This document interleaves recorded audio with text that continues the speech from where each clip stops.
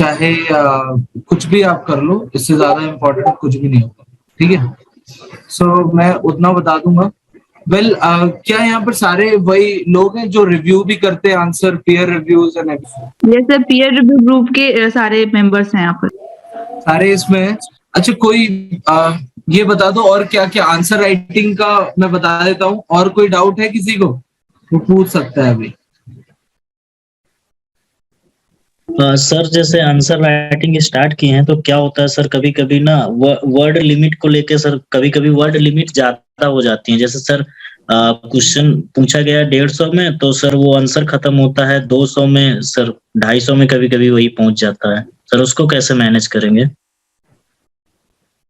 Okay यहाँ पर ना you have to focus more on the time limit, not the word limit, ठीक है। जो टाइम मिला है ना वो उतना ही मिला है जितना तुम्हें आंसर लिखने के लिए चाहिए होता है, ठीक है। तो जो टाइम है तुम्हारे पास, जैसे कि एक 250 वर्ड्स के आंसर को लिखने के लिए तुम्हारे पास टाइम कितना दिया तुमने? 10 मिनट। बस 10 मिनट में लिखने की कोशिश करो, ठीक है।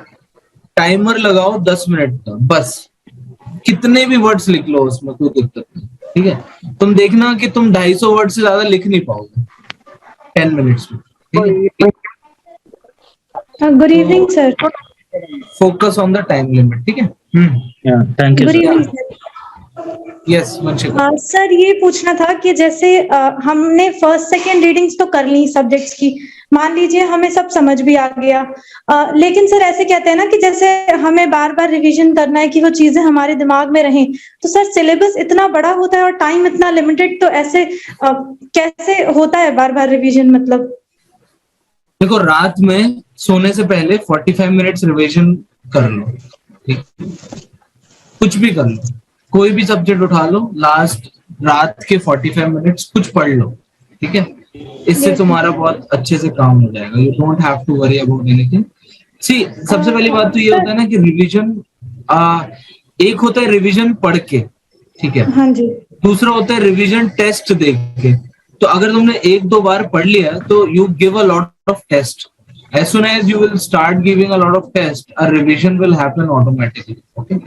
सर वही वाला इशू जो एक बार और मैंने आपको एड्रेस किया था कि जब आंसर्स लिखने होते हैं तो जैसे कि हमने पहले पढ़ रखी है वो चीजें, but at the time of writing answers जरूरत पड़ती है कि एक बार रिवाइज कर लिया जाए फिर उसके बाद लिखा जाए। नहीं नहीं, ऐसा नहीं करना है, ये मैंने पहले ही बोला था। You don't have to see again. Okay, देखो अपने माइंड को थोड़ा सा ना प्रेशर करो, ठीक है। तो एग्जाम में ऐसे ही होगा, पता है, एग्जाम में क्वेश्चंस ऐसे आएंगे जहां पर तुम रिवाइज नहीं कर पाओगे उनको। अभी से अपनी ऐसी आदत डालो कि चाहे मेरे पास कुछ भी आ जाए मैं आंसर लिख दूं, ठीक है। मेरे को रिवाइज करने लेकिन फिर वो टाइम लिमिट में नहीं हो पाता है। अगर प्रेशर के बारे में सोचे तो फिर टाइम यही आर्ट है। You have to write it in the time limit and you have to do it without revision, because that is what life is also about. Okay, so जो इसको कर पाया वो सिलेक्ट हो जाता है, ठीक है। सर जैसे खुद को ये भी एक्सक्यूज कर लेते हैं कि अभी तो 2 ही बार पढ़ा है, अभी जब और आगे पढ़ेंगे तो फिर चीजें याद होने लग जाएंगी, थोड़ा ये एक्सक्यूज भी कर लेते हैं खुद को रिवाइज करने से पहले। नहीं यार नहीं, अगर तुम्हें ऐसा करना है, तुम्हें तो करना है, मतलब if you want to clear it and तुम्हें जो सर्विस चाहिए उसके लिए तो तुम्हें ऐसे ही इसको प्ले करना पड़ेगा। तुम्हें बिल्कुल मतलब जो आ रहा है क्वेश्चन बिना रिवीजन के उतने ही टाइम लिमिट में जितना अच्छा कर पाओ, बस वही है ये exam. This is all about. Yes sir, I will try. Try नहीं, you can 100% do it, 100%, trust me sir. क्या? हाँ अमन बोलो। नमस्ते भैया। नमस्ते। हाँ सर, भैया पहले तो आपको शुभकामनाएं, आप लवासना जा रहे हैं इतनी मेहनत करके। बिल्कुल बिल्कुल बिल्कुल, उसी की पैकिंग चल रही थी अभी। हाँ सर, और इसके अलावा आपने सर इतनी व्यस्तता में अपना टाइम निकाला तो भैया उसके लिए भी बहुत बहुत धन्यवाद। अब मैं अपना प्रश्न पूछता हूँ ताकि जैसे कभी कभी क्या है, हमारा जैसे कोचिंग का शेड्यूल ज्यादा हो जाता है तो उसमें सर जैसे हम टाइम टेबल को किस प्रकार से मैनेज करें, मतलब कैसे अपने टाइम टेबल को रखें जिससे मतलब सभी सब्जेक्ट का मतलब सही तरीके से रिवीजन भी कर सकें और जो साथ साथ कराया जा रहा है उसको भी कवर करते चलें। देखो जो कोचिंग में सब्जेक्ट्स चल रहे हैं उन्हीं सब्जेक्ट्स को पढ़ो पहली बात। और कोचिंग में जैसे 2 घंटा उस सब्जेक्ट को पढ़ के आ रहे हो तो 2 घंटा तुम अपने घर में भी आके उसको पढ़ो, ठीक है। तो ऐसे करके हर रोज 2 सब्जेक्ट उठा लो, ठीक है।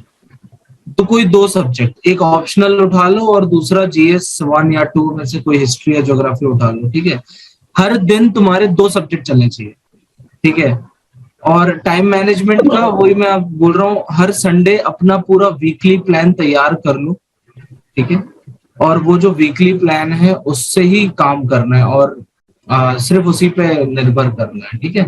उस पर बिलीव करना है, उस प्लान को रिगरसली फॉलो करना है और प्लान बड़े सिंपल से बनाने, 2 सब्जेक्ट करना है और एक न्यूज़पेपर पढ़ना है, पूरे दिन में सिर्फ इतना कर लो, ठीक है। तो ये 8 या 9 घंटे का काम होता है टोटल, बस इतना ही पढ़ना है, इससे ज्यादा नहीं पढ़ना है।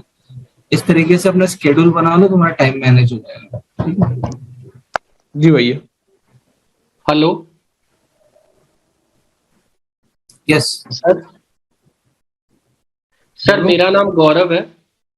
सर पिछले 2 मेंस में सर मुझे राइटिंग स्पीड कम होने की वजह से मैं पेपर की साथ जस्टिस नहीं कर पाया सर। तो ये इस बार मैं फिर से मेंस दे रहा हूँ।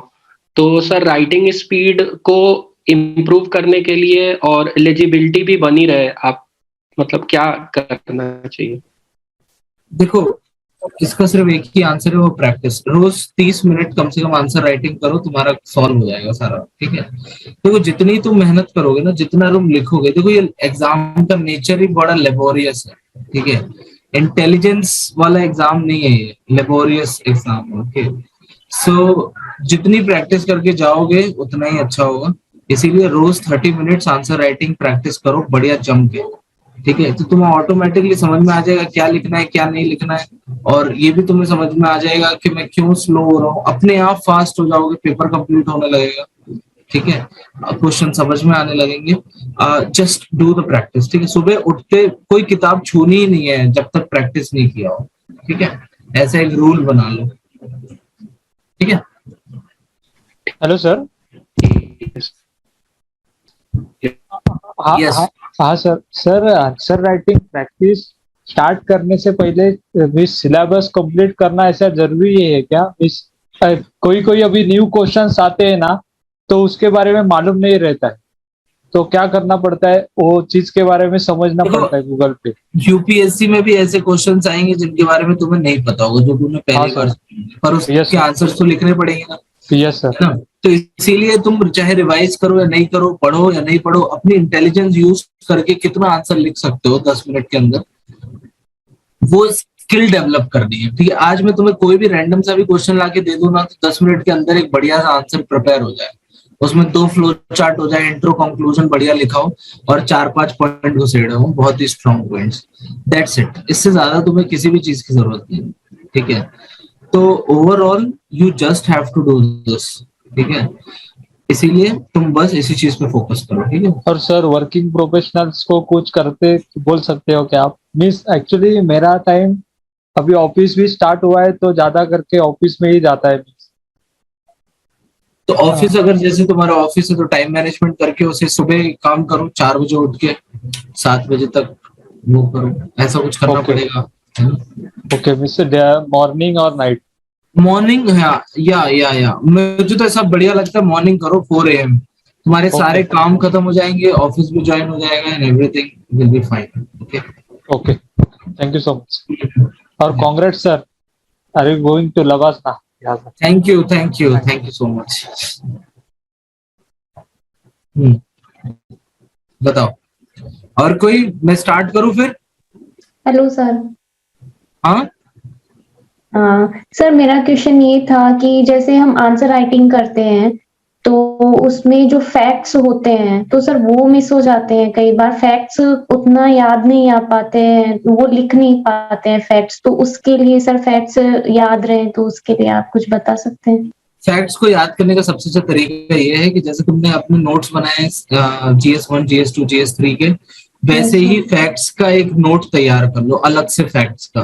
उसमें डेटा अलग से तुमने लिखा हुआ है, जैसे इंफ्रास्ट्रक्चर है तो रोड के 2 पॉइंट लिखे हुए हैं फैक्ट, और रेलवे के 2 पॉइंट फैक्ट लिखे हुए, इकोनॉमिक सर्वे से उठाया हुआ है। इस तरीके से अपनी फैक्ट बुक बना लो, एक छोटी सी 103-4 पेजेस की, और बस उन्हीं को बार बार आंसर्स में फेंको, ठीक है? तो उससे तुम्हें याद भी आराम से रहेगा और तुम यूज भी कर सकोगे, ठीक है? Okay sir, thank you sir. Okay, so I will start it. Okay, I will not be having a lot of time. Okay, so सबको स्क्रीन दिख रही है? जी सर, हो रहा है sir. Yes sir, yes sir, दिख रही है सर। ठीक है, तो फिर अब क्या करना है, देखो कुछ तुम में से कुछ आंसर रिव्यू भी करेंगे। सबसे पहले let's understand what is answer writing, ठीक है? देखो कोई भी क्वेश्चन होता है ना, आंसर किसी क्वेश्चन का ही होता है। तो अगर कोई क्वेश्चन आया तुम्हारे सामने, ठीक है, तो तुम्हें आंसर, जैसा आंसर जितना स्पेसिफिक टू द क्वेश्चन होगा, क्या उसने पूछा है और क्या तुमने बोला है, वो जितना मैच करेगा उतने ही ज्यादा नंबर आएंगे, ठीक है?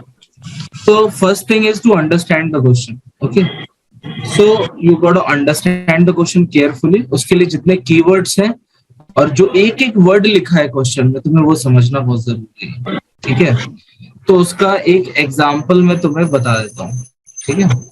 देखो, ये देखो, इसमें क्या लिखा है? Zero budget natural farming provides an alternative to capital and chemical intensive agriculture currently being practiced in India. Analyze. Okay, ये क्वेश्चन है। First of all you got to understand the question. Why? देखो, इसमें ZBNF के बारे में पूछा है, पर सिर्फ उसके बारे में नहीं तुम्हें लिखना है, ठीक है? अगर तुमने इसके बारे में लिख दिया तो तुम्हें बिल्कुल भी नंबर नहीं आएंगे, ठीक है? तुम्हें इसको समझना बहुत जरूरी है, ये एनालाइज, ठीक है? और तुम्हें एनालाइज किस चीज को करना है? इस स्टेटमेंट को करना है, ठीक है? तो स्टेटमेंट क्या बोल रहा है? It provides an alternative. तो इसमें कंपैरिजन पूछा है। Excuse me sir, sir question नहीं डिस्प्ले हो रहा है हमें। क्वेश्चन नहीं दिख पा रहा है? नहीं सर। नहीं सर। अच्छा, ओके। सर वो the steps how to write answer वाला दिख रहा है, writing the answers, number of different points. अच्छा, तुम्हें आंसर नहीं दिख रहा है? Okay, wait a minute. Thank you sir. या अब दिख रहा है? Yes sir. दिख रहा है। ठीक है, तो फिर ये क्वेश्चन है, देखो, ठीक है?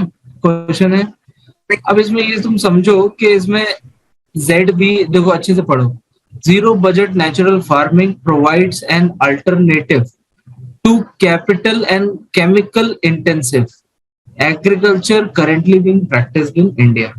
एंड यहाँ पर एनालाइज, तो यहाँ पर अगर कोई बंदा ZBNF के पॉजिटिव और नेगेटिव लिख देगा तो उसको नंबर नहीं मिलेंगे, ठीक है? तुम्हें एनालाइज करना है। एनालाइज किसको करना है? इस पूरे स्टेटमेंट को करना है, पूरे स्टेटमेंट को करना है, ठीक है?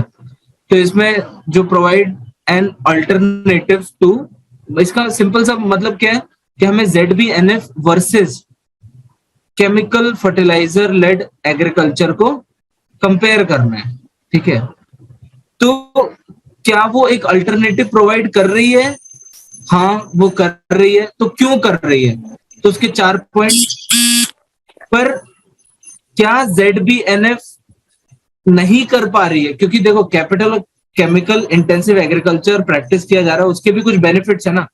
तो तुम्हें इसमें ZBNF के ड्रॉबैक्स भी लिखने हैं कि वो अल्टरनेटिव नहीं भी हो सकती है, ठीक है? इसे बोलते हैं एनालाइज। देखो, Sandeep Rajauria is a good boy, ठीक है? एनालाइज, इसका मतलब है Sandeep Rajauria is a good boy, उसके 4 पॉइंट लिखो। Sandeep Rajauria is not a good boy, उसके भी 4 पॉइंट लिखो, ठीक है? So as simple as that, ठीक है?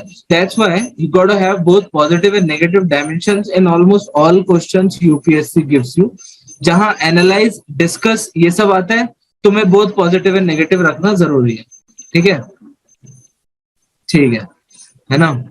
अब देखो, अब let us come to this, ठीक है?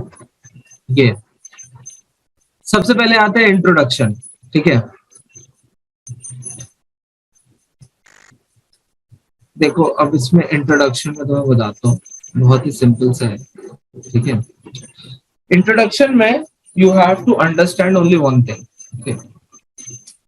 कंटेक्स्ट क्या है, ठीक है, कंटेक्स्ट क्या है. तो मैंने कंटेक्स्ट कैसे बनाया, देखो, zero budget natural farming is a method which involves very low input cost due to optimization of factors of production in an ecological sustainable way. ठीक है, ठीक है. इसमें यहाँ पर तुम कुछ चीजें कर सकते हो, जिसमें मैं तुम्हें सिंपल बताता हूँ. यहाँ पर आएगा एक फैक्ट, ठीक है, तो बोल रहे थे ना फैक्ट कैप देना है, यहाँ पर तुम्हें फैक्ट देना है, ठीक है. ये टाइम है फैक्ट देने का, ठीक है. यहाँ पर अब इसमें फैक्ट क्या हो सकता है कि today 60% of the agricultural land in India is taking high proportion of chemical fertilizer, ठीक है. It is causing certain problems and that's why zero budget natural farming is important. 60% जो है वो फैक्ट हो गया, ठीक है. इसमें फिर तुम्हें ये लिखना है, या कुछ लोग ये भी होते हैं, वो लोग इसकी डेफिनेशन लिख देंगे, जीरो बजट नेचुरल फार्मिंग होता क्या है, ठीक है. दोनों में से कुछ भी यूज कर सकते हो, या तो डिफाइन कर लो या तो फैक्ट डाल दो, ठीक है. मैं डिफाइन करता था किसी में जिसमें मेरे पास फैक्ट नहीं होता है, और वैसे मैं डिफाइन ऑलमोस्ट हर क्वेश्चन में करता था, क्योंकि क्या उससे क्लैरिटी आती है कि बंदे को पता है, ठीक है. Okay, this is the thing. Okay, अब इसमें आंसर देख लो तुम कि it is an alternative to capital and chemical intensive agriculture. 4.5 point लिख दिए, ठीक है. चैलेंजेस क्या है, 4 पॉइंट लिख दिए, ठीक है. और लास्ट में क्या लिख दिया, एक छोटा सा कंक्लूजन बताता हूं मैं क्या होता है. कंक्लूजन फ्यूचरिस्टिक होना चाहिए और तुम्हें यह बताना है कि तुमने इतने डिस्कशन से क्या पाया. तो मैंने क्या पाया कि सर अभी recent budget announcement for implementation show government commitment, DD Kisan scientist to farmer connect can diffuse ZBNF in deep interiors in Indian subcontinent. इसका मतलब मैंने क्या बोला उनसे, फ्यूचर रिकमेंडेशन कि आगे क्या करना चाहिए. यही कंक्लूजन होता है, फ्यूचर रिकमेंडेशन, ठीक है. बस एज सिंपल एज दैट, ठीक है. अब कुछ गाइडलाइंस है एक प्रॉपर. देखो ये मैंने 10 वर्ड का आंसर लिखा है, ये 10 नंबर में से इसने मुझे 5.5 दिए. 5.5 मतलब बहुत अच्छा आंसर लिखा है आपने, ठीक है. अब मैं तुम्हें बता देता हूँ कुछ चीजें बहुत ही सिंपल सी जो यू शुड अंडरस्टैंड, ठीक है. तुमने अब उस आंसर तो देख ही लिया कैसे होता है. देखो ये दिख रहा है सबको? Yes sir. ठीक है. So when you right the answer always remember this 4 points, ठीक है. नंबर ऑफ डिफरेंट पॉइंट्स, जितने तुमने पॉइंट लिखे ना आंसर में. अच्छा, अभी मैंने तुम्हें जो एग्जांपल दिखाया तो उसमें देखा कितने पॉइंट्स थे. एक छोटे से आंसर में मैंने 10 पॉइंट लिखे थे, 6 पॉजिटिव और 4 नेगेटिव, ठीक है. तो तुम्हारे जितने नंबर ऑफ पॉइंट्स होंगे उतने ही तुम्हारे नंबर होंगे. सिंपल सी बात. चाहे तुम अब उसमें कुछ भी कर लो, पैराग्राफ में भी लिख रहे हो तो come out with the numbers, ठीक है. The proportion of points directly proportional to the marks, as simple as that, ठीक है. नाउ अब पॉइंट्स भी ऐसे ही नहीं कि तुमने सेम पॉइंट्स लिखे हुए. 1 सोशल फैक्टर लिखा हुआ है, 2 कल्चरल, 3 इकोनॉमिक, 4 हिस्टोरिकल. अभी पॉइंट्स कहां से आएंगे, सिलेबस से. तो तुम्हारा जो मेंस का सिलेबस है उसमें ये सारे पॉइंट्स है. तो स्टार्ट करो history, historical factor, social factor, cultural factor, economical factor, disaster वाला, एनवायरमेंट फैक्टर, एथिकल फैक्टर, सब, ठीक है. जो तुम्हारा कोर्स का सिलेबस दिया हुआ है, जैसे कि ZBNF यूज होना चाहिए नहीं होना चाहिए, तो उसमें इकोनॉमिक फैक्टर, ठीक है, एनवायरमेंट फैक्टर कि भाई एनवायरमेंट भी तो खराब हो रहा है केमिकल फर्टिलाइजर से. इस तरीके से डिजास्टर, जैसे डेजर्टिफिकेशन हो रहा है केमिकल फर्टिलाइजर यूज करने की वजह से. ये सारी चीजें तुम्हारे आंसर में होना जरूरी है, ठीक है. फिर कुछ फ्लो चार्ट्स हो सकते हैं. अच्छा, तुमने जो आंसर देखा था उसमें जिसने मेरा आंसर चेक किया था उसने देखा, तुमने एक फ्लो चार्ट बनाई हुई थी साइड में, अभी दिखाता हूँ, ठीक है. तो फ्लो चार्ट और डायग्राम्स होना, जैसे आप ZBNF में एक मैप भी बना सकते हो इंडिया में सबसे ज्यादा कहां पर केमिकल फर्टिलाइजर यूज हो रहा है, ठीक है. It will give you certain more marks 100%, ठीक है. तुम्हारा आंसर बहुत ही कॉन्साइज, बहुत ही स्ट्रेट फॉरवर्ड होना चाहिए, कोई बनावट नहीं होनी चाहिए. मेरे आंसर में देखा शूट किए थे पॉइंट्स, डायरेक्ट पॉइंट्स, ठीक है. और ये सारी की सारी कॉपीज जो है ना, जो मैं तुम्हें दिखा रहा हूँ, ये मेरे टेलीग्राम चैनल में डली हुई है, ठीक है। सो टेलीग्राम पे जाकर सर्च करना संदीप राजौरिया यूपीएससी, तो तुम्हें मिल जाएगा। वो चैनल ज्वाइन कर लेना, ग्रुप ज्वाइन कर लेना, उसमें सब डला हुआ है, ठीक है। नाउ क्या तुम्हें ये समझ में आ गया सबको? ठीक है, yes it's very easy, it's very simple, okay. अब मैं तुम्हें बताता हूँ अबाउट दिस। सी, अब ये दिख रहा है answer? Yes sir. Yes sir, दिख रहा है। ओके ओके, देखो यहाँ पर तुम ये देखो, सी ये दिख रहा है, ये फ्लो चार्ट बना दी उसने जो मैंने हाईलाइट की हुई है ना। Yes sir. सी, इस टाइप की फ्लो चार्ट अगर मैं बना देता तो मुझे और थोड़े नंबर मिल जाते। तो ऐसे देखो, ऐसे तुमने एक स्पाइडर चार्ट बनाई है कि ZBNF में एक्चुअली होता क्या है, मल्चिंग होती है, जीवामित्रा होता है, बैजामित्रा होता है, सब होता है, ठीक है।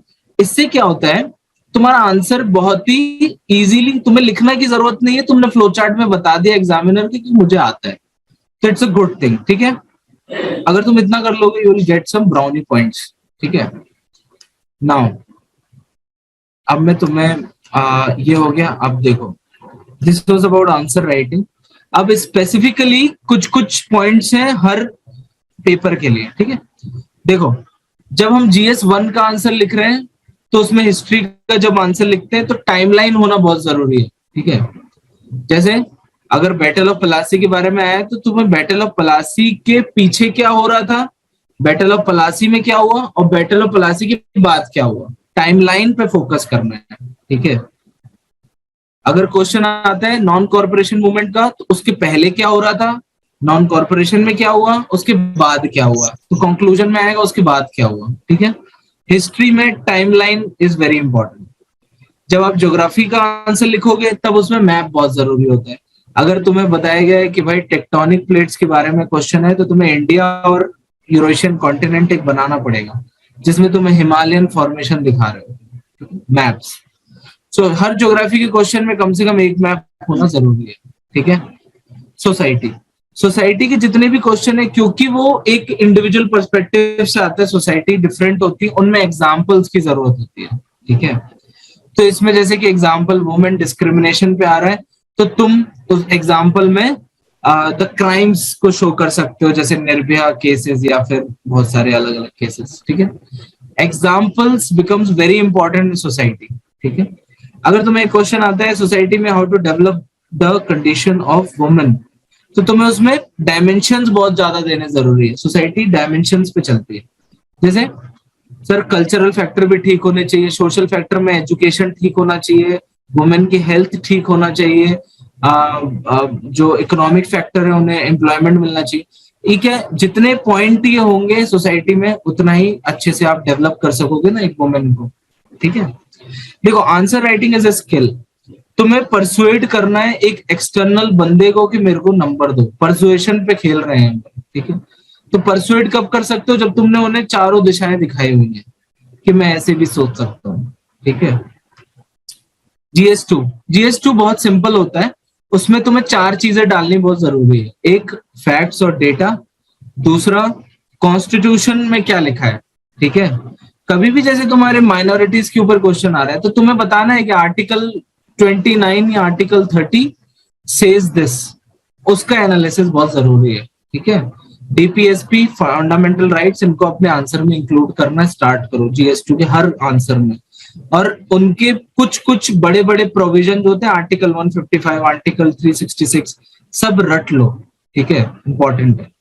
एक लिस्ट बना लो, इसमें आता है, इसमें सुप्रीम कोर्ट के जजमेंट्स भी ऐड करो, सेकेंड ARC की रिपोर्ट भी ऐड करो, और लॉज और पॉलिसीज भी करो। मान के चलो तुम्हें हेल्थ का क्वेश्चन आया तो नेशनल हेल्थ पॉलिसी मेंशन होना बहुत अच्छा रहेगा।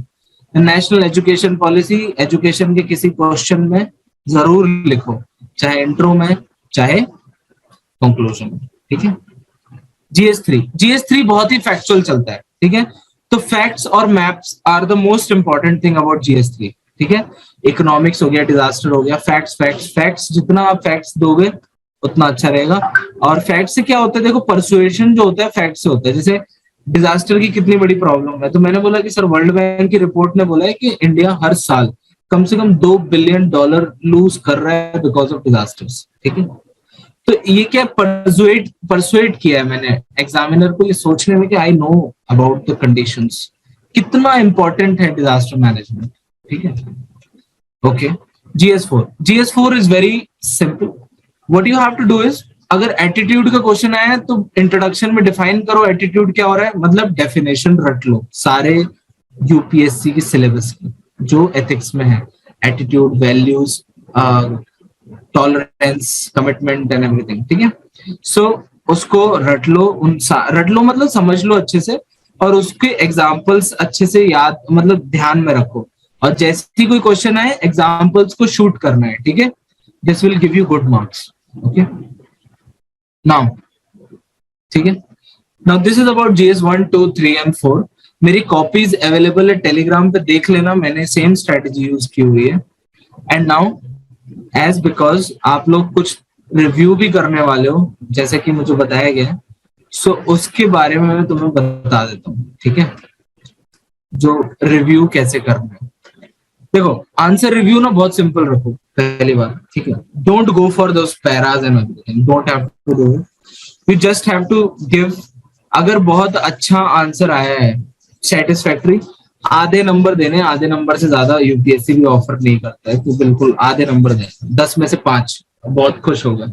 अब 5 से कम होने चाहिए। ठीक है, तो उसको 0.5 घटाते रहो जिस हिसाब का तुम्हें लग रहा है पर्सनल उससे। ठीक है, अगर उसने फैक्ट लिखा है, डायग्राम लिखा है, और तुम बड़ा अच्छा सा आंसर लिखना, बहुत सारे पॉइंट्स डायमेंशंस में लिखे, 4.55 दे सकते हो। अगर मान के चलो सिर्फ एक लिखा है, जैसे अभी जीरो बजट नेचुरल फार्मिंग में सिर्फ पॉजिटिव पॉइंट लिखे, नेगेटिव नहीं लिखे, तो उसके 2 नंबर काट लो, उसको सिर्फ 3 नंबर मिलने चाहिए, चाहे उसने कितना भी अच्छा आंसर लिखा है। दोनों पॉजिटिव नेगेटिव आना बहुत जरूरी है। ठीक है, नाउ इसीलिए मैंने बोला वो give both positive and negative. देखो फीडबैक जब दे रहे हो तो पॉजिटिव नेगेटिव दो, एक एक पॉइंट सबसे इंपॉर्टेंट वाले बस। ठीक है, पैराग्राफ नहीं लिखने, बस पॉजिटिव ये है कि तुमने आंसर बड़ा अच्छा हो, क्रिप्स और अच्छी हैंडराइटिंग। नेगेटिव ये है कि you have not mentioned all the points, that's it. Facts और डाल सकते हो, रिकमेंडेशंस, दैट्स इट। ठीक है, make it very very simple. Okay, peer review simple होना चाहिए। ठीक है, नाउ जब भी कोई आंसर लिखे तो उसको बोलो अपने आंसर के साइड में सेल्फ इवेल्युएट भी करे उसको। ठीक है,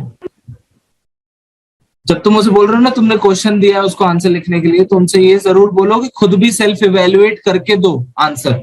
आंसर सबमिट तभी होगा जब उसके नीचे तुमने खुद रिव्यू लिखा होगा अपने आंसर का। ठीक है, उसको बोलो कि कितने नंबर तुम दे रहे हो अपने आप को 10 में से। ठीक है, तो वो जिस हिसाब से वो मेंशन करता है वो खुद ही समझ में आ जाएगा जो इंसान आंसर लिख रहा है कि मैं अच्छा लिख रहा हूँ नहीं अच्छा लिख रहा हूँ। ठीक है, तो यहाँ पर हमें हैंड होल्डिंग करने की जरूरत नहीं है, हमें ये समझना है कि सारे ग्रेजुएट्स आए हुए हैं इस एग्जाम को देने, खुद ही बहुत इंटेलिजेंट है सब।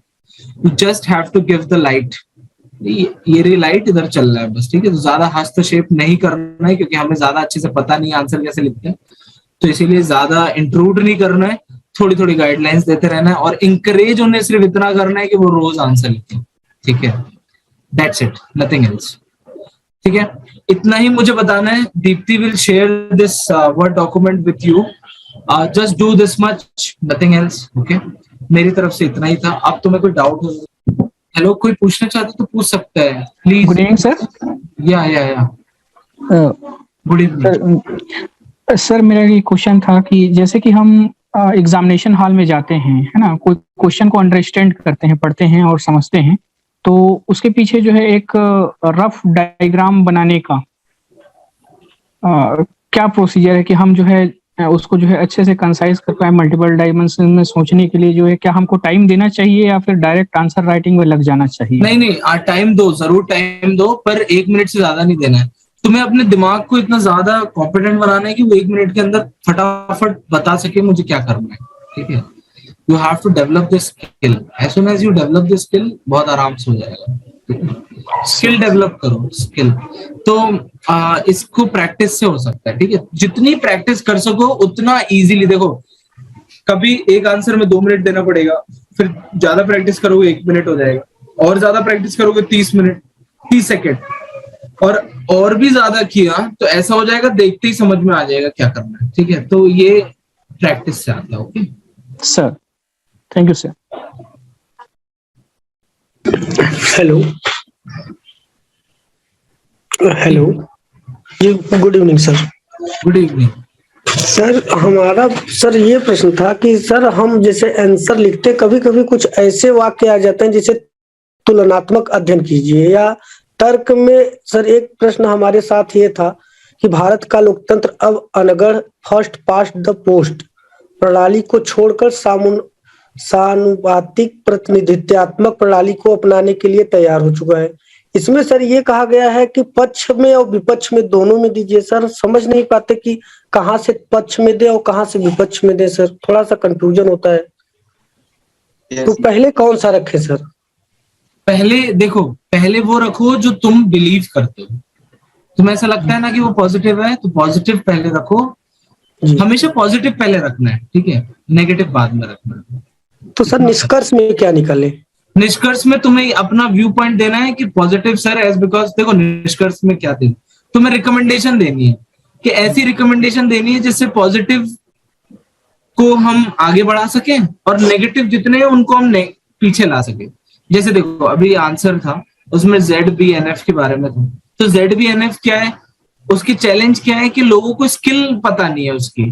ठीक है, तो रिकमेंड कर दिया तुमने कि ZBNF इंपॉर्टेंट है, जरूरी है, ये मेरा मत है, और इसको इंडियन सबकॉन्टिनेंट के इंटीरियर्स में घुसाना हमारी जिम्मेदारी है। इसको हम लोग किसान DD किसान से करवा सकते हैं या वॉलंटियर्स ट्रेन कर दें, इस तरीके से हम उसे आगे बढ़ा सकते हैं। तो इस तरीके से तुम्हें देना है। ठीक है, देखो सबकी सहमति यही है कि ZBNF आना चाहिए।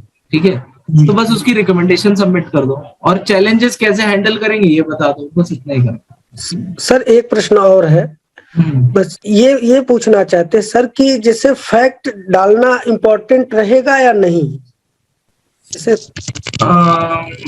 फैक्ट डालना इम्पोर्टेंट रहेगा कि नहीं? ओके, जैसे कुछ फैक्ट सर 100% तो याद होते नहीं है, तो उसके लिए क्या करें सर? फैक्ट डालना इम्पोर्टेंट है। ठीक है, आदत डाल लो फैक्ट डालने की, और उसको हमेशा ही मतलब तुम वो करो, मतलब अपने स्टाइल में डाल लो।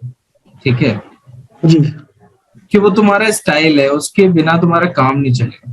ठीक है, थैंक यू सर। क्योंकि क्या मैंने देखा है जितना वो फैक्ट से नंबर तो मिलता है। सर पहले आपको सर बहुत बहुत बधाई सर। Thank you sir. मेरा क्वेश्चन ये है सर कि जो निष्कर्ष है सर, जो कंक्लूजन हम लिख रहे हैं सर, उसकी शब्द सीमा कितना तक रखें हम, ताकि वो हमारा निष्कर्ष काफी स्ट्रांग रहे? किसको कितना रखे सर? निष्कर्ष की शब्द सीमा, कंक्लूजन का sir word limit 30 words, 30 to 40 words बस। ठीक है, ओके सर, या थैंक यू। बस सर यही मेरा एक प्रश्न। Good evening sir. सर मुझे एक क्वेश्चन पूछना है कि जैसे हम लोग आंसर को स्ट्रक्चर करते हैं तो कई बार ये होता है कि हम उसकी क्वालिटीज बताते हैं। कोई भी टॉपिक है, मान लिए जीरो बजट नेचुरल फार्मिंग है, तो उसके अंदर हमने ये बताया कि ये कितना बेनिफिशियल है, या इसके एस्पेक्ट्स बताए कि इसमें ये फायदा है, ये फायदा है, इसके सभी डायमेंशंस हमने बताए, और फिर उसके बाद उसकी प्रॉब्लम्स बताए कि इसमें प्रॉब्लम्स क्या हैं या चैलेंजेस क्या आ रहे हैं। फिर उसके बाद हमें फिर सॉल्यूशन भी उसका बताना है, और फिर उसके बाद कंक्लूजन भी लिखना है। तो समटाइम्स ये ऐसा एक बहुत लंबा हो जाता है कि कई बार अगर वर्ड लिमिट कम हो तो फिर ये सेटिस्फाई नहीं हो पाता है स्ट्रक्चर। तो सर इसके लिए कुछ बताइए। अच्छा देखो, अभी सेटिस्फाई हुआ था ना, जितना शॉर्ट और कॉन्साइज लिखोगे सारे सेटिस्फाई हो जाएंगे। सबसे पहले आंसर पढ़ते समय ना तुम्हें ये पता होना चाहिए, इंट्रो 30 वर्ड्स का, पॉजिटिव 4 पॉइंट लिखूंगा, नेगेटिव 4 पॉइंट लिखूंगा, नेगेटिव यहाँ से स्टार्ट करूंगा और लास्ट में कंक्लूजन लिख दूंगा, बीच में एक फ्लो चार्ट बना दूंगा बस। अगर तुमने पहले से अपने माइंड को ऐसे ट्रेन किया हुआ है ना, तो तुम्हें ऑटोमेटिकली तुम्हें पता चल जाएगा इससे ज्यादा नहीं लिखना है, स्पेस इतना ही है। ठीक है, उससे तुम्हें बड़ा बेनिफिट हो जाएगा। तो ये प्रैक्टिस से आएगा, और आंसर तभी अभी एक बड़े अच्छे उन्होंने सही बात बोली, क्या एकदम वही कि 1 मिनट सोचो मुझे क्या क्या लिखना है, जैसे तुम्हारा माइंड कलेक्ट कर लेना ये लिखना है, बस उसको लिख दो, बस तुम्हारा काम है, ठीक है। Okay sir, thank you sir. या और लक्ष्मी, हाँ लक्ष्मी बोलो। Hello, good evening sir. Good evening sir, मैं ये पूछना चाह रही थी, जब हम आंसर राइटिंग करते हैं तो हम फ्लो चार्ट्स को यूज करते हैं, तो फ्लो चार्ट्स में भी सर हमें कुछ ना कुछ, जैसे कि हमने किसी टॉपिक को मेंशन कर दिया, क्लासिफिकेशन कर दिया, मेंशन कर दिया, तो उसके बारे में हमें कुछ वर्ड्स लिखने की जरूरत पड़ती है या नहीं? सर मेरे को अभी इसका कोई आइडिया नहीं है, बट जनरली हम जब यूज करते हैं तो हमें उसके बारे में कुछ बताना पड़ेगा, या फिर हम उस पॉइंट को ही डायरेक्ट उस की पॉइंट को ही लिख दें तो वो सेल्फ एक्सप्लेन हो जाएगा? अच्छी समझ नहीं पाया मैं, एक बार फिर से बताना। सर मैं ये पूछना चाह रही थी, जब हम फ्लो चार्ट बनाते हैं या फिर कोई भी क्लासिफिकेशन करते हुए हम डायग्राम्स का यूज करते हैं, तो हम कोई भी जैसे टेक्निकल टर्म आता है या की पॉइंट आता है हम उसको लिख दें, तो हमें केवल उसको लिख देने से ही वो सेल्फ एक्सप्लेन हो जाएगा या हमें उसको एक्सप्लेन करना पड़ेगा? नहीं, सेल्फ एक्सप्लेन हो जाएगा। देखो, sustainable farming, don't have to write the definition, that is clear. हाँ, पर कोई बहुत बड़ा सा वर्ड मत लिख दो, ओके। अच्छा, बहुत ही जनरल जो सिलेबस में है बस उनको यूज करना है, ठीक है। Don't go for something like तुमने रानी लक्ष्मीबाई के लिए लिख दिया इंट्रेपिड फाइटर, तो ये फिर सही नहीं है। Just you have to say courageous spirit या फिर ऐसा कुछ, ऐसे में भी। तो if you are writing it simply self explanatory, don't make it complicated. And so second question is that जब हम सर कोट्स को यूज करते हैं, हम जैसे कि आंसर लिखते वक्त, तो सर हम कोट्स को सेलेक्ट कहाँ से करें? क्योंकि हमारे पास तो अभी इतना है नहीं सर, क्योंकि फर्स्ट टाइम प्रिपरेशन स्टार्ट की है। कोट्स? Yes sir. तो कोट्स तो मिल जाएंगे ना। देखो मैं तुम्हें बताता हूँ, जब भी जैसे आज मैं अभी तुम इंफ्रास्ट्रक्चर के बारे में पढ़ रही हो आज, तो सर्च कर लो इंफ्रास्ट्रक्चर से रिलेटेड कोड्स गूगल पे, तुम्हें मिल जाए। एक कोड उठा लो उसमें से, बस काम हो गया। अब जैसे तुम एटीट्यूड के बारे में पढ़ रही हो, एटीट्यूड का एक कोड लिख दो, उसमें बढ़िया सा जो तुम्हें पसंद है उसको उठा के अपनी कॉपी में लिख लो। एक एक उठाना है सब सारे areas. Okay sir, thank you sir. Thank you. अब this is the last question, okay. अब मुझे प्रिपेयर करना है यार, काफी मेरा काम है, ओके।